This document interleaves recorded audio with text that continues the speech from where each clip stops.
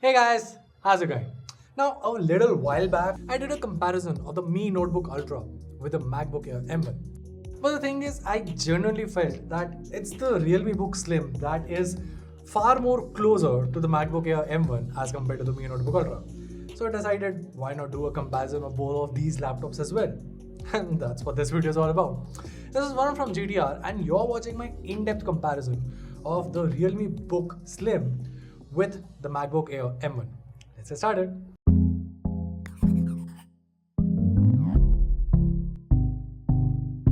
Alright, so kicking things off, let's just talk about the design first. In terms of size, they both have almost the same width, although the Realme is a bit taller thanks to its 3:2 ratio display.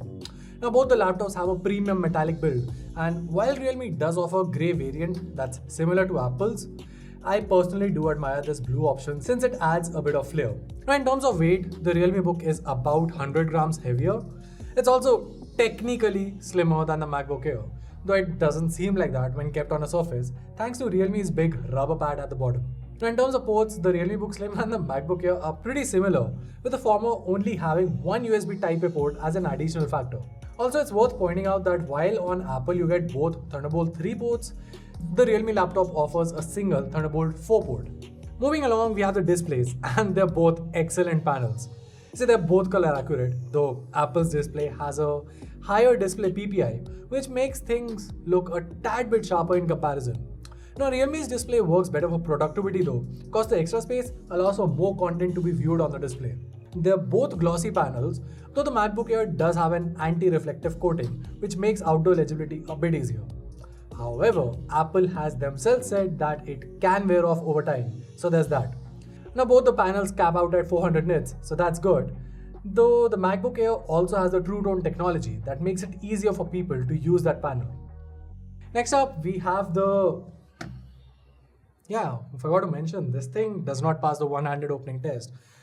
And this thing does. So yeah, for a MacBook clone, that's something that the Realme Book Slim does miss out on. But anyway, the next thing that we have is the keyboard and the touchpad. And it's like, in that segment, I think it's safe to say that Realme is probably the closest that a Windows laptop has come to offering an experience similar to the MacBook Air. The key travel, the soft feedback, heck, even the typing sound is mostly the same, except that Realme's is a bit louder. The touchpad is also the same size and just as smooth. Although the MacBook still wins this since the touchpad's gestures are much better, but I think it's fair to say that it's more down to macOS versus Windows and not the hardware element of it.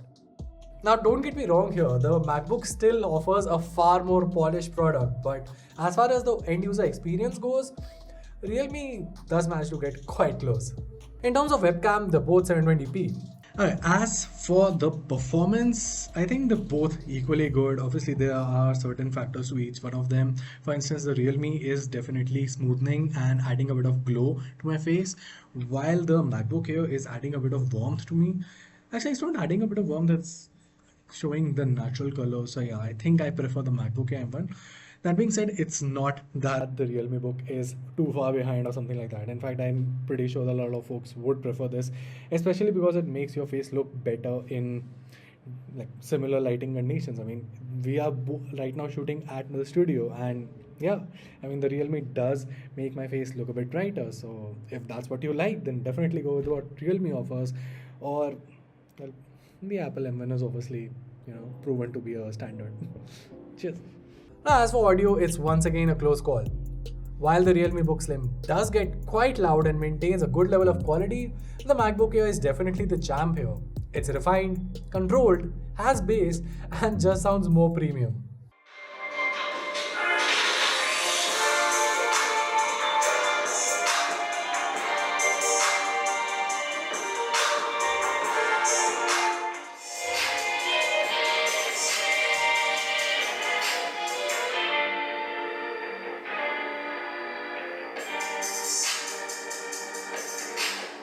Moving along, as far as performance goes, I think it's obvious that the MacBook M1 is the obviously better choice as compared to the Realme Book Slim. But how much better? Well, as far as pure benchmarks are concerned, the difference, isn't massive. But it's the real world usage that sets the two apart. And that is where the optimization of macOS also kicks in. Now, I'm not going to enter into the debate of Windows versus macOS, but the fact is that the M1 Air is far better optimized for performance than any Windows Ultrabook out there. Also, in terms of thermals, they're both at par, but keep in mind that Realme achieves this feat using a dual fan setup, while the MacBook has a fanless design. The one advantage that Realme does have is that at least you can upgrade its storage if need be.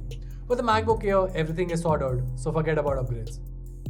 Lastly, there's the battery life, and in my testing, the RealmeBook Slim lasted me around 7 hours, while the MacBook Air M1 lasted me almost double at somewhere above 13 hours. Well, it's nothing surprising to be honest, because we knew that this difference was going to exist. And that's the whole point here. Everyone here knew that the MacBook Air is definitely better than the RealmeBook Slim.